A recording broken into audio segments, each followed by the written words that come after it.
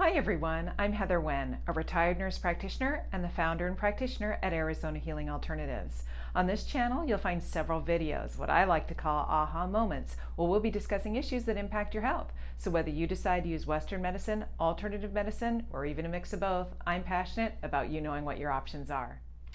In today's aha moment, I want to talk to everybody about grief and loss. And I know while that doesn't sound like such a fun topic, it's a really important topic to discuss. What is normal, what isn't, especially there's lots of stresses going on these days, and usually in our world there's lots of stresses going on most of the time. But especially now, there's a lot of people that are dealing with a lot of grief and a lot of stress and those sorts of things, but I specifically am going to hone in on grief, so stay tuned.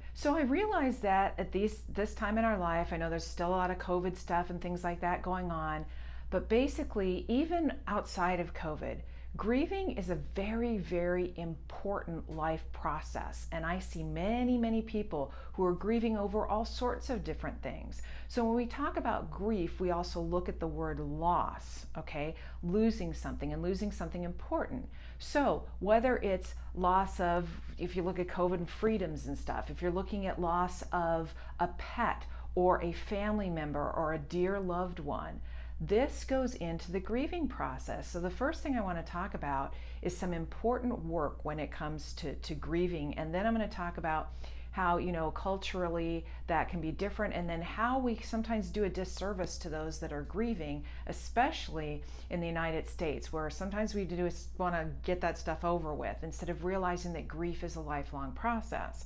So the first thing in talking about this, I love the work of Dr. Elizabeth Kubler-Ross, if those of you who have heard of her. She was a psychiatrist in the 1960s, put out a book about grief and death and dying. And very, very important to grieving. And those stages are anger, denial, bargaining, depression, and acceptance. And if you think about somebody going through the grieving process, we can understand that. So if we look at anger, well, first of all, when you're grieving about something, oftentimes you're angry whether you're losing somebody, even if it was a quick accident or somebody who's got a prolonged illness or things like that. You can be really upset and angry about that. Also, when we look at anger, we can think of, let's take the COVID examples, that it's been very confusing and it's been a very hard time for people, and people are grieving over whether it's loss of freedoms or loss of what they used to be able to do or whatever that is. The most important thing to know is anger's been a real prominent, and that's why I put out that video about assumptions, compassions, judgments, all that stuff. Very, very important to realize that there are many people right now who are very, very, very angry as to what's going on in the world, and that's part of the grieving process. And that doesn't mean that it's okay to take it out on anybody else or to take it out that's not okay. What it comes down to, though, is it comes down to realizing that there's a different process involved, and grieving can take lots of different forms. Okay, so that's pretty understandable. And then it tends to go through other stages, and people can go back and forth in these stages, but denial can be it too. If somebody gets a terminal diagnosis or something happens and somebody's here one day, gone the next, or all of a sudden what's happening in the world, there can be denial over what that means and what's going on, and not even wanting to deal with it, which is an absolutely normal and okay stage to be in.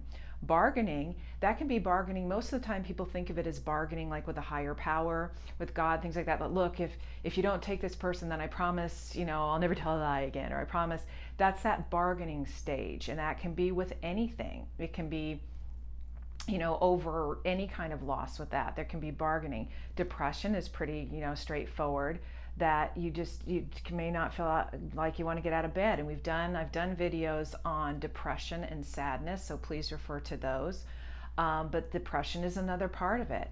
And then finally, if you allow yourself to go all through those things, then the theory is you can go into what's called acceptance. And acceptance doesn't mean, oh gee, I'm happy and I'm not grieving, which that's the point I really want to touch on today, is how we don't deal with grief very well, and how it's difficult for us to know how to help somebody who is grieving. But acceptance doesn't mean that you're happy about it. No, it just means you get to a place where, not that you don't miss the person, not that you're not upset about things, and that you won't go through other stages, but it's an acceptance of just what is.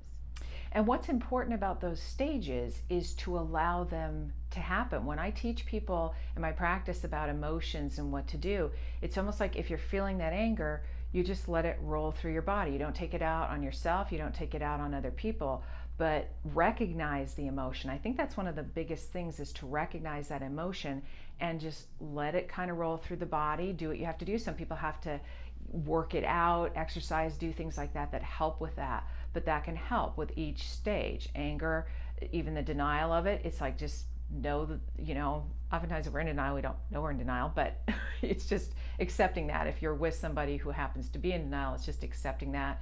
Bargaining, that's okay. It's recognizing that each stage is completely normal. Depression, like we talked about, depression is normal as long as it doesn't inhibit what you're doing on a daily basis or take you over where you want to hurt yourself or someone else. Not okay. And acceptance, obviously, like we said, is just being okay, not okay, but you know what I mean, being in a good space with what's happened, even though you'll go back and forth between those emotions. So when we look at that, let's take an example of how grief works in people's lives. And one of the things that I see a lot is grief it's different for different people. Let's say, I can use an example for myself. Let's just take my cat, for example. Now, people are like, well, cat, an animal. Well, for some people like myself, I'm a huge animal lover. So for someone like myself, losing an animal is like a family member to me. And so when that happens, what's interesting about grief is sometimes it builds on itself. So I had a traumatic experience when I had to put one of my cats down about, 8 years ago.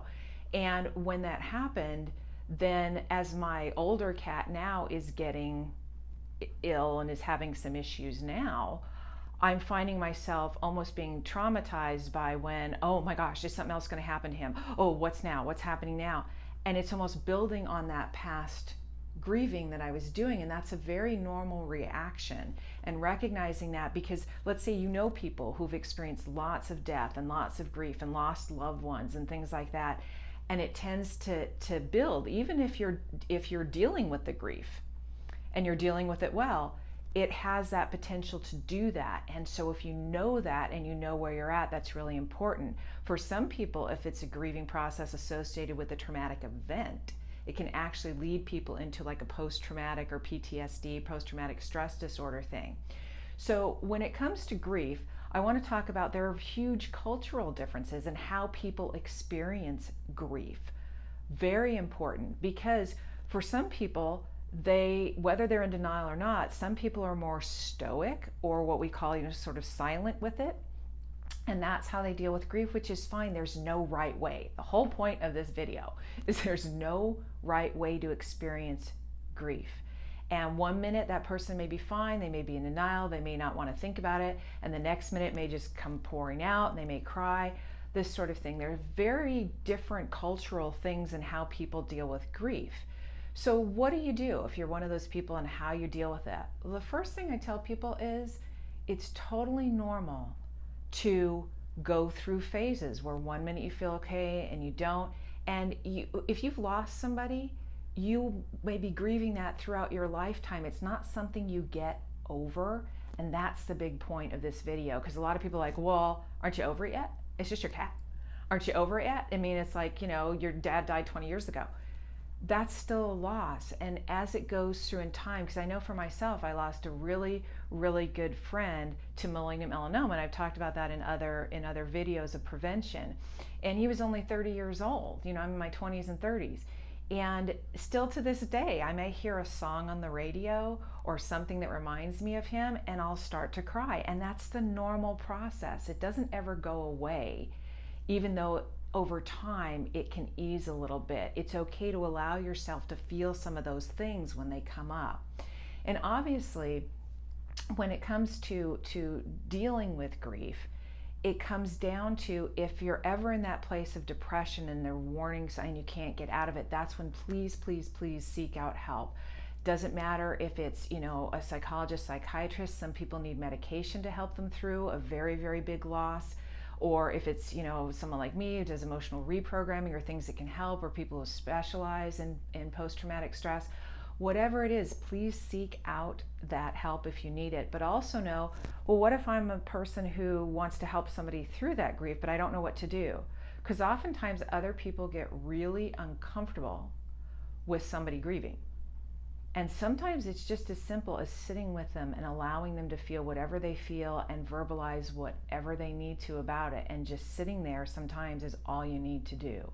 And at other times, they may want advice, or they just may want to talk. You can talk to them about that, and I've covered in communication videos. It's still the same with communication, that just being there or asking how you can help, or not being so uncomfortable that you deny their ability or their reason to talk about it, because a lot of people get really uncomfortable.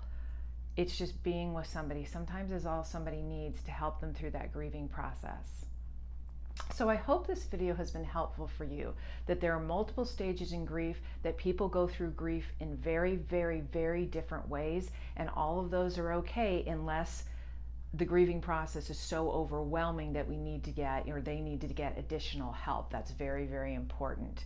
So please, please, please understand the grief process. Please help others just by being there for them in a way that works for them, and that's the key. And I hope this video has been helpful to you. Thanks, and have a great day.